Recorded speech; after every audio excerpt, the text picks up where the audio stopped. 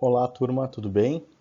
Estamos começando então a nossa disciplina de Tributos Federais 3 e essa disciplina que vai ser iniciar nosso contato aqui na forma inteiramente à distância. Espero que vocês se adaptem, gostem. Eu fiz com carinho o material e espero que a gente consiga tratar dos temas mais importantes aí, vocês consigam desenvolver as competências que se espera do profissional do direito que vai trabalhar com direito tributário, especialmente sobre estes temas. Então, essa nossa disciplina ela vai ter o enfrentamento de uma parte geral, uma teoria geral das contribuições, que é o tema da nossa aula agora, é essa aula que nós estamos tendo.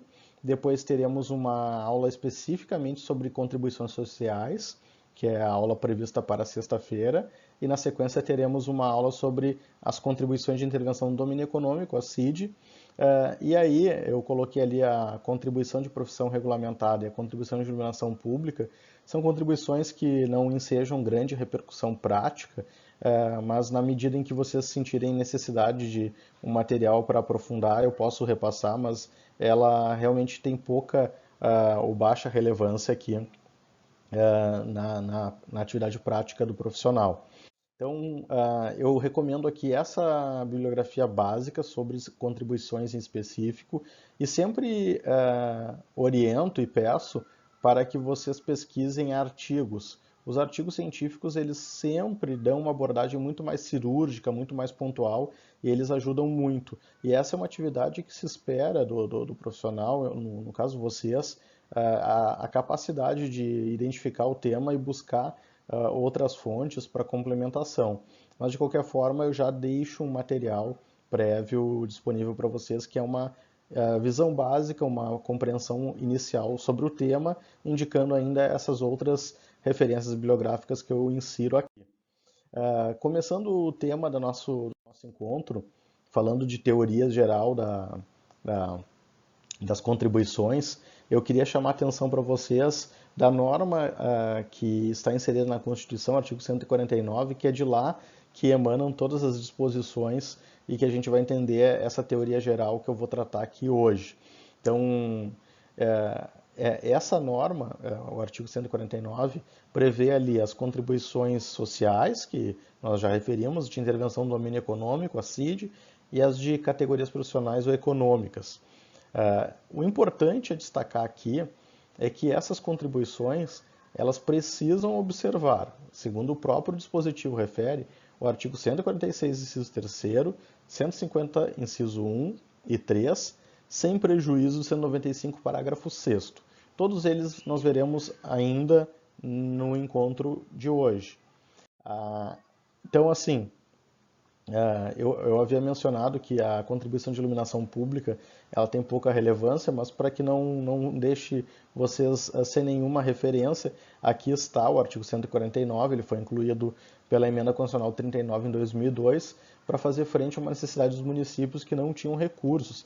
Eles tentaram, alguns tentaram e alguns ainda fazem isso, o que é surpreendente, a cobrança de taxa de iluminação pública, e o STF tem orientação firmada no sentido de não poder cobrar taxa de iluminação pública, e aí para fazer frente a essa necessidade se criou esse tipo aqui, essa espécie tributária, mas que relevância tem pouquíssima na prática, no cotidiano.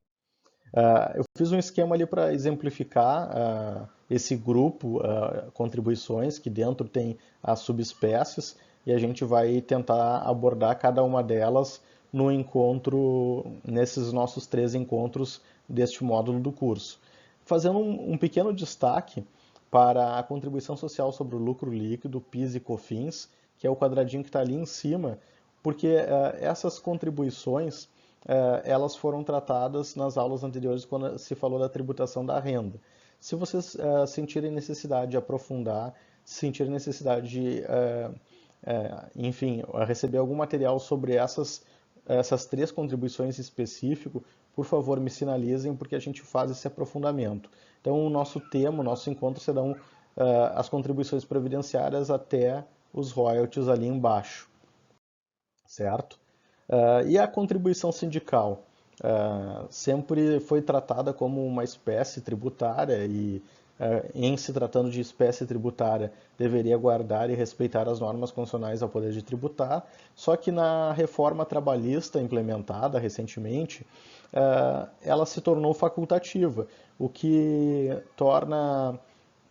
retira um dos elementos essenciais de todo e qualquer tributo, que é o caráter compulsório. O tributo ele tem esse caráter de compulsoriedade, a pessoa não escolhe pagar ou não. Quando se tornou facultativa, se colocou em xeque se essa contribuição ela seria efetivamente um tributo ou não. O que aconteceu foi um julgado do Supremo Tribunal Federal, logo em seguida, reconhecendo a constitucionalidade da reforma no que diz respeito à contribuição e dizendo que ela desnatura a característica de contribuição no sentido tributário e, portanto, se reconheceu a constitucionalidade da reforma trabalhista. Por isso, eu trago aqui o precedente do ministro Luiz Fux, que foi o voto vencedor. Ele era o relator, o ministro Fachin, só que acabou sendo vencido e ficou o ministro Luiz Fux como redator. E aí vem o tema aqui da estrutura das contribuições. O que é a característica, tá, gente, das contribuições aqui e que eu queria chamar a atenção de vocês. Nós temos nas contribuições a seguinte característica. Os tributos, eles têm geralmente um fato gerador, algo associado a uma atividade praticada pelo contribuinte, cuja arrecadação não tem nenhuma aplicação definitiva, definida pela Constituição. Faz frente à arrecadação do Estado para cumprir todas as suas missões constitucionais e as políticas públicas, mas não há uma destinação específica. Aqui há uma distinção. As contribuições, elas possuem sim uma finalidade para o qual elas foram instituídas, a gente vai falar agora sobre isso, de modo que só se pode instituir uma contribuição se nós tivermos aqui uma finalidade definida. Então, eu tenho que ter uma finalidade constitucional definida na Constituição para autorizar a instituição desse tributo.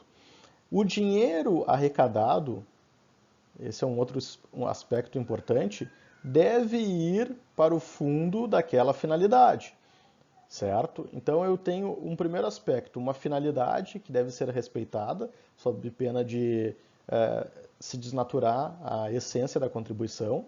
Eu tenho que ter a arrecadação vinculada com uma destinação para aquela finalidade específica e eu tenho que ter ainda uma referibilidade. Então, esses contribuintes aqui afetados, eles são referidos com essa finalidade que se busca promover. E por isso que há essa correlação aqui, certo?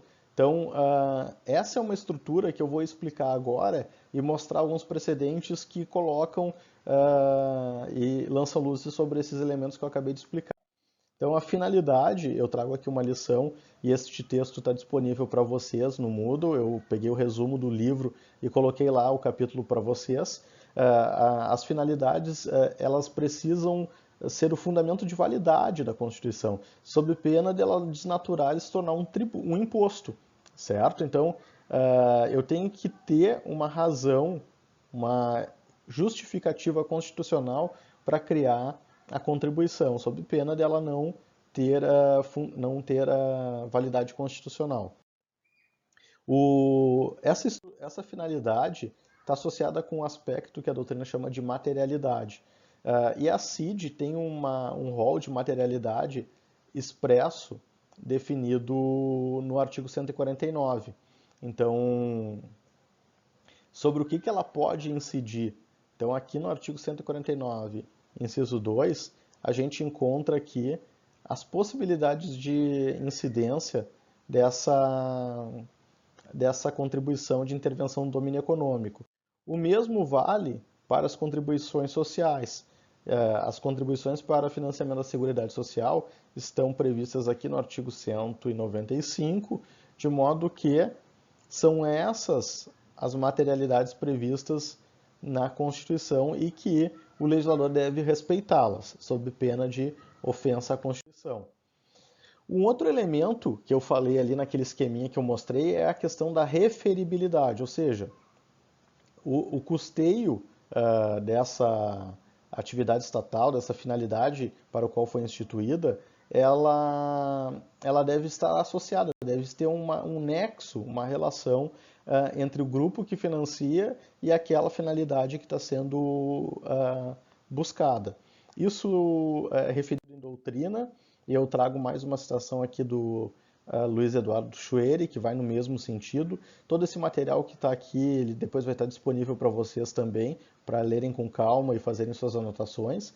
Mas interessa aqui entender o que é a referibilidade. Um acórdão do TRF da quarta região ilustra bem quando o judiciário entendeu que a falta da referibilidade comprometia a exigência do tributo. Então aqui era o caso de a cobrança da COSIP, ou CIP, a Contribuição de Iluminação Pública, para financiar a iluminação na região, na zona urbana, mas era cobrada de contribuintes, pessoas residentes na zona rural.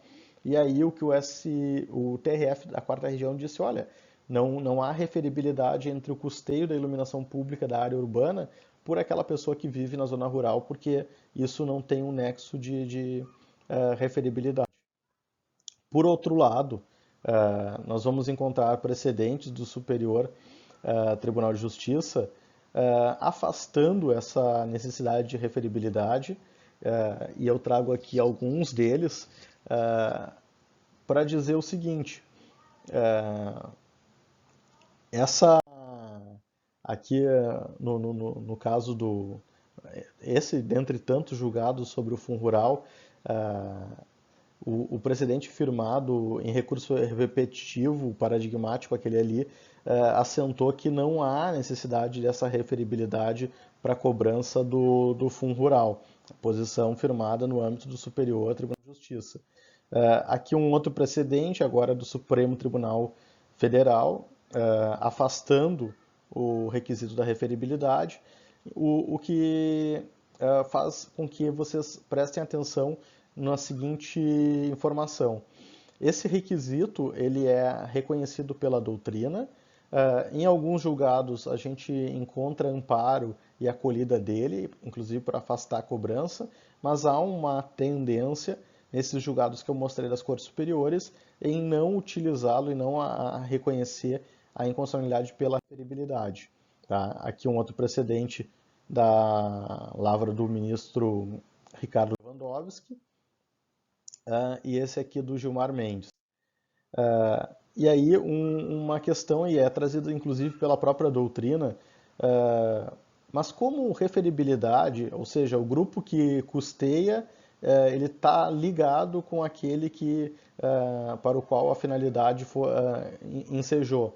E aí eles trazem como uma questão a afastar a questão da referibilidade, o exemplo das contribuições sociais, cujo o regime das contribuições é um regime de solidariedade.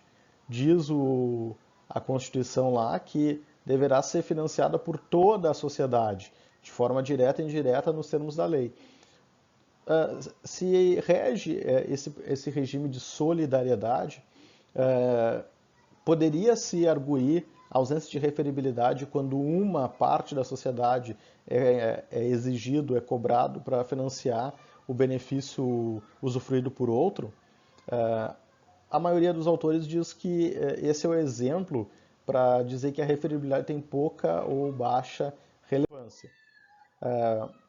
O outro requisito, então falamos de finalidade, falamos de referibilidade e agora nós estamos falando da vinculação da arrecadação.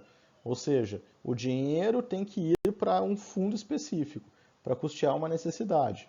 E aí eu trago ali uma referência de doutrina para que vocês tenham a explicação mais detalhada do que se está querendo referir com a vinculação da arrecadação. E aí tem a seguinte regra constitucional prevista para a questão dos impostos. Não se faz a vinculação, é vedada a vinculação, portanto, diz o artigo 167, exceto aqueles casos do artigo 158 e 159 que dizem respeito aos fundos de participação dos estados e dos municípios que lá estão previstos. Então, para os impostos, e aqui é importante grifar, para os impostos não há a destinação, a vinculação da destinação, o que assegura para o ente da federação liberdade para disposição daqueles recursos e alocação como bem entender, respeitado, obviamente, algumas normas de direito financeiro. Ocorre que o STF tem um precedente em que essa contribuição aqui de intervenção do domínio econômico na importação, ela estava desvinculada, totalmente desvinculada e desobedecendo às normas constitucionais, e foi considerado pelo Supremo Tribunal Federal como inconstitucional, certo? Esse é um precedente importante, onde se verificou que a ausência de vinculação do valor que é arrecadado e a destinação específica acaba acarretando, trazendo a pecha de inconstitucional para este tributo. E aí vem um tema muito polêmico, afinal de contas, por que a vinculação? Porque para fazer frente a todas as necessidades estatais, há os impostos que são recolhidos normalmente. A contribuição ela tem essa característica finalística de atender a uma finalidade específica que não está conseguindo ser atendida com os recursos ordinários. Então, se foi destinado uma verba se tributando à sociedade para custear uma determinada finalidade, não faz sentido que esse dinheiro ele seja desviado e ocupado para uma outra finalidade. E aí vem uma questão bastante polêmica, que é a chamada desvinculação dos recursos da União, a chamada DRU, que foi inserida pela Emenda Constitucional número 93 de 2016, que permitiu que as verbas lá arrecadadas para o regime de previdência pudessem ser desvinculadas e aplicadas em outra finalidade no percentual de 30%, com o compromisso de que esses valores retornassem lá para aquela conta vinculada à Seguridade Social. Essa é uma desvinculação que compromete a própria natureza. E aí vejam só, e uma explicação para que vocês entendam por que as contribuições passaram a ser tão importantes a ponto de algumas delas representarem maior arrecadação até que tributos tradicionais como o imposto de renda e o IPI. Porque tradicionalmente essa verba não era compartilhada, dividida entre os entes da federação. Só a União pode instituir, só a União pode arrecadar, e esse valor, como ele tem uma característica finalística, ele deve ir para uma finalidade específica, ele tinha que ser destinado para aquela finalidade, não poderia ser alocado em outra. Os estados e os municípios começaram a se queixar. Poxa, a União está instituindo uma série de tributos e é verdade isso, porque não parou de criar, em que pese ela tem a competência tributária residual para criar impostos não previstos na Constituição, que está lá no artigo 154, inciso 1, essa competência nunca foi exercida. Pelo contrário, a instituição de contribuições tem se proliferado nos últimos anos de forma muito impressionante. E aí o que a gente tem ali em destaque? Os recursos, por pressão dos estados e por pressão dos municípios, passaram também a ser compartilhados. Então, nós temos lá em 2001 uma emenda constitucional que alterou a redação do artigo 177, permitindo um compartilhamento, uma divisão do recurso da CID incidente sobre os combustíveis, certo? Então, e aí vem um julgado do Supremo Tribunal Federal de 2014, reconhecendo que a desvinculação parcial, que é a DRU, permitida pelo artigo 76 do Ato de Disposições Constitucionais Transitórias, não desnatura as contribuições, não faz com que elas percam o caráter de contribuição e tributo finalístico, porque isso importaria em violação ao artigo 154. E o que eu quero dizer com isso? Se não é contribuição, é imposto. Se é imposto, tem que observar as normas previstas no artigo 154, inciso 1. Isso é muito importante e por isso a Fazenda brigou com tanta veemência para fazer valer o reconhecimento de mesmo o desvio, a apropriação de uma parte dos recursos não desnaturaria o caráter contributivo e, portanto, não transformaria essas contribuições em impostos. E aí, encaminhando aqui para o final do nosso encontro, apresentando essas normas gerais da tributação, o 149, como eu mostrei ali para vocês, ele diz expressamente que se deve obedecer o artigo 146, inciso 3, 150, inciso 1 e 150, inciso 3. E ainda, sem prejuízo, 195, parágrafo 6º. O que isso quer dizer? Vamos lá. Artigo 150 diz que, e rola lá chamadas limitações constitucionais ao poder de tributar. Então, é necessário observar, inciso 1, a legalidade, está aqui. Então, é necessário observar a legalidade. É necessário observar a segurança jurídica, que eu chamo, que está aqui contemplada em 3 incisos, que diz respeito a irretroatividade, anterioridade de exercício e anterioridade nonagesimal, ou também chamada de noventena, certo? Então, o que o artigo 149 está dizendo? Olha, essas contribuições, uma espécie tributária particular, elas devem obediência a estas normas. Bom, sabemos que a Constituição admite exceções à legalidade e elas estão previstas no artigo 153, parágrafo 1º. Então, é complicado escrever com esse mouse aqui.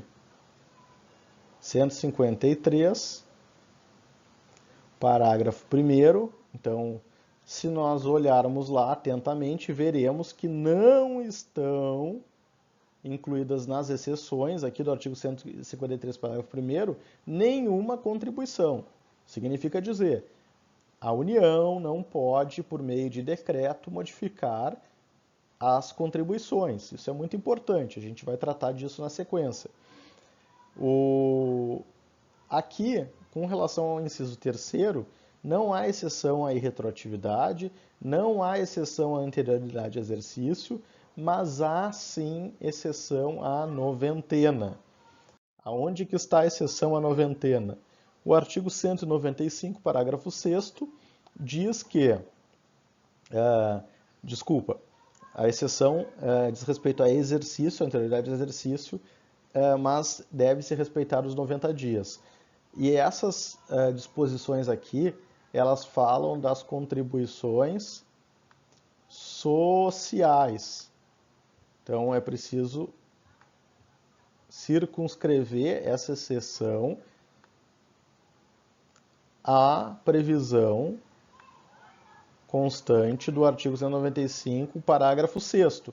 As chamadas contribuições sociais, elas têm essa limitação sim, e devem observar os 90 dias, mas aqui está excepcionado o exercício. Ou seja, é possível modificar dentro do mesmo ano as normas referentes às contribuições sociais. Não é necessário esperar vir o ano seguinte para que a norma entre em vigor, certo? Isso é muito importante. É muito importante e quero que vocês registrem isso e gravem isso, porque vai ter implicação prática numa série de questões que a gente vai tratar à frente. O outro requisito que está escrito lá no 149 diz respeito à chamada exigência de lei complementar. Então, é exigido que a lei complementar estabeleça, e o inciso 3, especificamente, que ele estabelece, normas gerais da legislação tributária. Então, e o que essas normas gerais vão falar? Definição do tributo, suas espécies, obrigação, lançamento, crédito, prescrição, decadência, adequado tratamento ao ato cooperativo e o favorecimento das micro e pequenas empresas. Isso tem que ser tratado por lei complementar. Pois bem, significa que ao instituir cada espécie de contribuição, a União deverá instituir uma lei complementar? Vamos ver como é que o STF tem entendido a matéria. Então, o STF diz sim, as contribuições se sujeitam à reserva de lei complementar, só que essa reserva ela está limitada à questão relativa às normas gerais. Significa dizer que as regras gerais, aquelas previstas lá no CTN, devem ser tratadas por meio de lei complementar. E se for necessário alterar alguma norma referente às contribuições em específico, elas devem ser feitas por meio de lei complementar e não por lei ordinária. Isso aqui tem uma série de repercussões em vários casos que a gente vai trabalhar com vocês nos próximos encontros. É importante destacar isso. Tá? E aqui vai surgir uma série de discussões. Então, esse é o aspecto que eu queria chamar a atenção. Além disso, o STF criou uma interpretação para dizer o seguinte: olha, tem que observar as leis, a instituição de lei complementar. Isso não quer dizer que a própria contribuição tem que ser criada por lei complementar. Então, esse é um precedente julgado em sistemática repetitiva, o tema 227, da relatoria do ministro Gilmar Mendes. Então, um outro tema julgado em repercussão geral é o tema 415, dizendo que o repasse esse foi um caso que virou ação em massa, porque vários consumidores estavam reclamando no judiciário o repasse das concessionárias da contribuição do PIS e COFINS, que as concessionárias deveriam arcar, mas estava sendo repassado na conta. E aí, um dos temas era se esse repasse não precisaria ter autorização em lei complementar.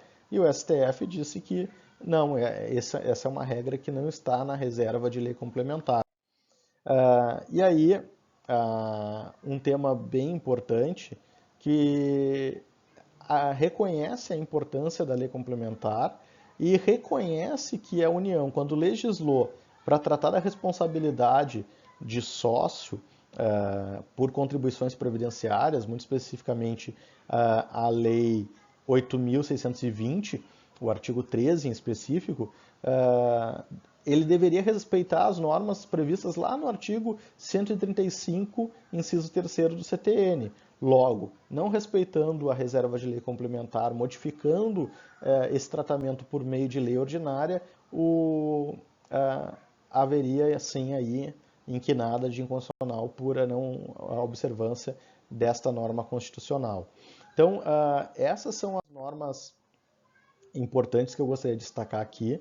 Aqui eu lancei ainda mais a imunidade das contribuições. Então, as contribuições de intervenção econômica, elas não devem incidir sobre receitas de exportação. E aí a gente vai falar sobre isso na casuística logo à frente. E por hoje, então, é só. Esse é o resumo da aula. Aqui começa a aula e, como eu expliquei nas instruções, o ciclo é constante. Então, vocês terão leituras para aprofundar, vocês terão exercícios para fazer e a gente vai ter uma atividade de debate, discussão para fixar isso e consolidar o conhecimento